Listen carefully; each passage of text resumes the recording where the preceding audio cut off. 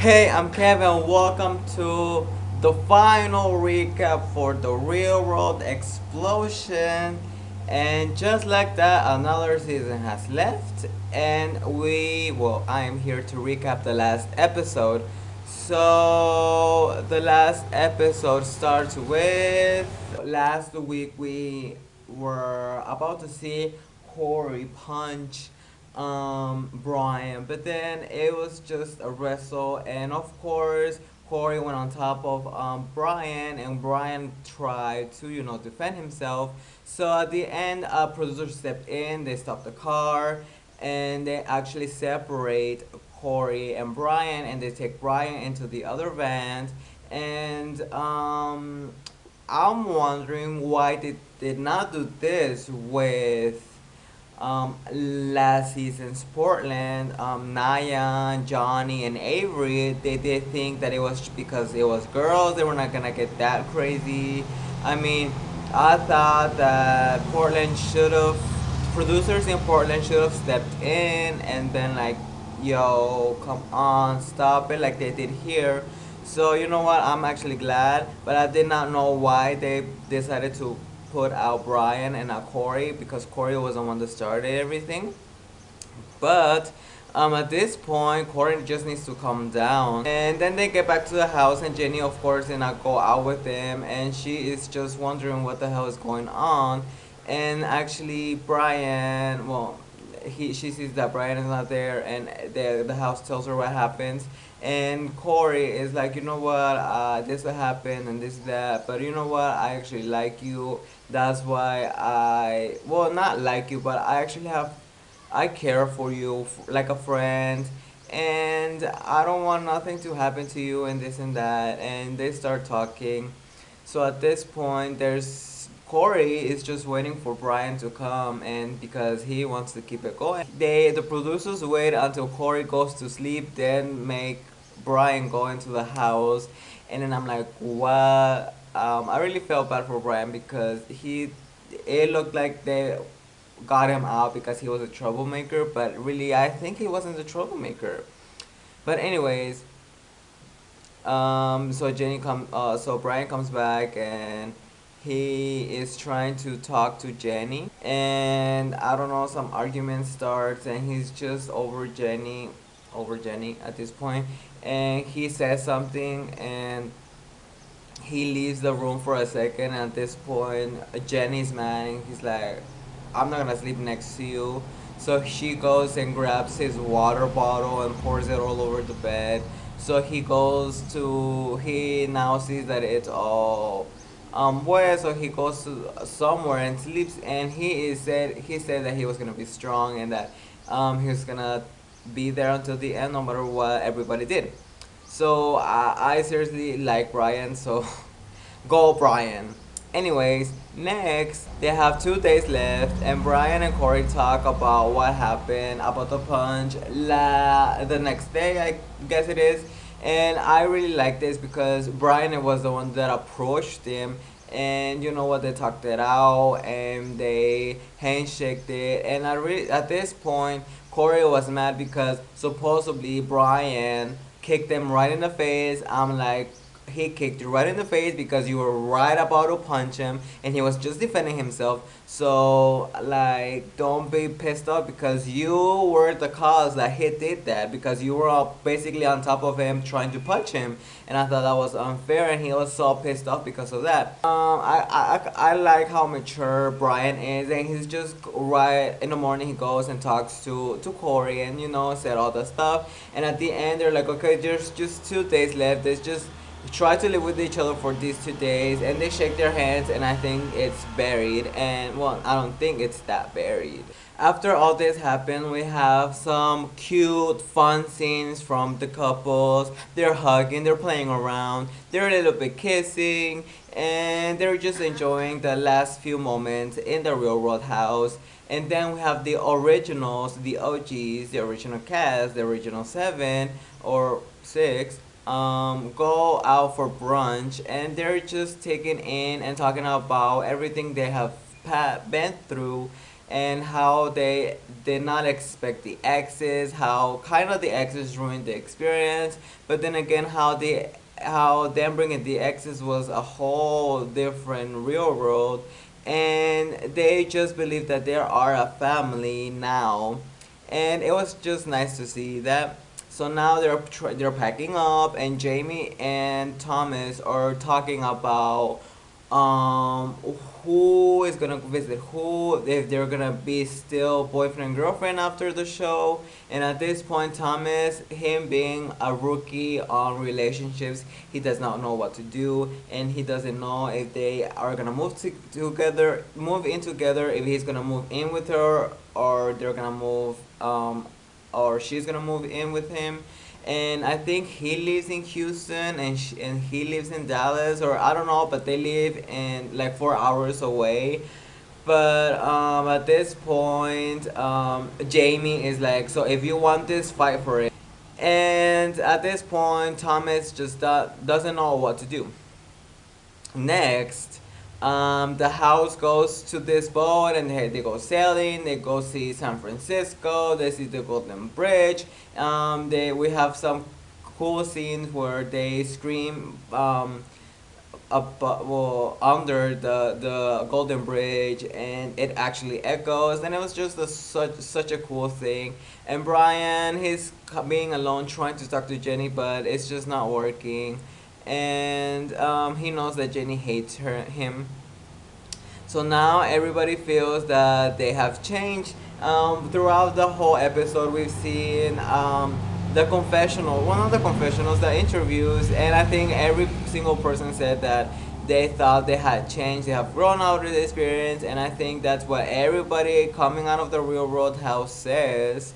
And then, so Brian is just saying that he really feels attached to Jenny, and that he cannot get over her. And because they were together for 5 years, they lived together, and they even, like I said before, they even talked about having kids and stuff like that. So he's really attached, and he is such an emotional person. Telling Thomas, I'm thinking about what am I gonna do with my relationship, but at the end, I think they said they were gonna try out the long distance, and they're gonna still be boyfriend and girlfriend after the show.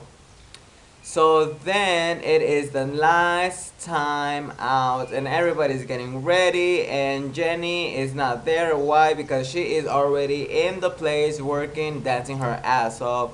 And it's just the last day, everybody's enjoying themselves, and I actually like the scenes where when they're just dancing in the same spot, and it's just different cast members. I don't know if you catch what I'm saying, but I really enjoyed that those scenes. So at this point, Brian is getting alcohol in his body, and he is telling Jenny he looks good and this and that. So back in the house, it is chaos in the house with Brian. And he just starts going crazy. He's mad, he's pissed. He has so many emotions. But why? Because of Jenny. Well, he was drunk. He was out of his head. He was just so crazy. And Corey tried to calm him down, but try to not do something bigger than he could. So they tried to talk to him and put him in a room, but he's just going too crazy. And at this point, Corey's like, if he wants to come over here and do this, I'm gonna punch him and this and that. So at this point, Brian runs out of the room, and Corey is like, nah, and he goes and tackles him and puts him in the ground, because it really looked like Brian is really crazy and is going crazy, and he is about to do something that might hurt somebody.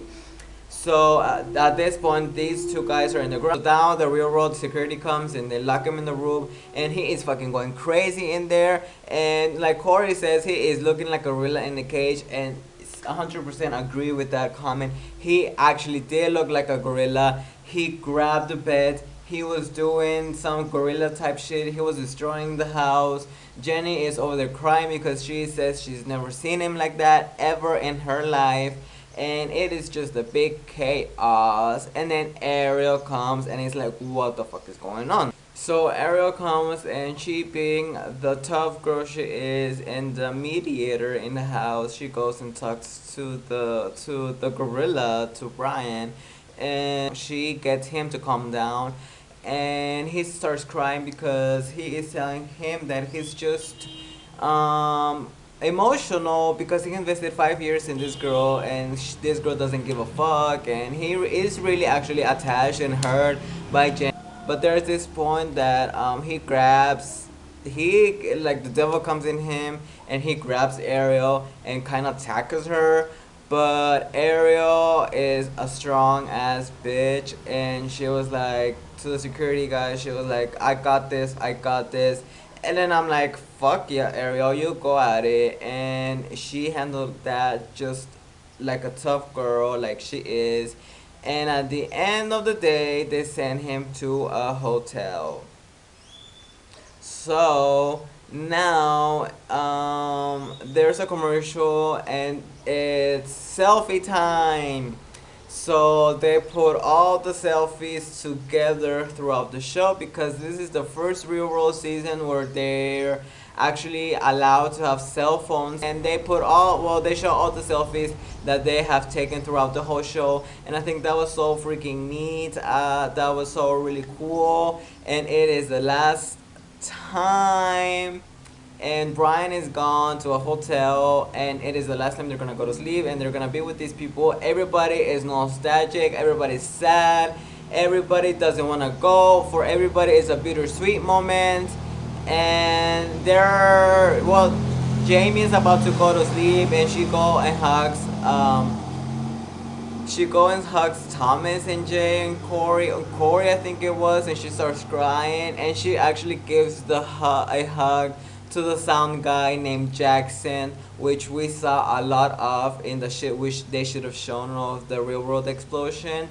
And I think that was so cool, and I don't know, that's why I really like this season. So anyways, it is finally the day they're gone, and the first one gone is Brian. He comes back to the house, and he does not remember what happened, and that thing is so fucking loud.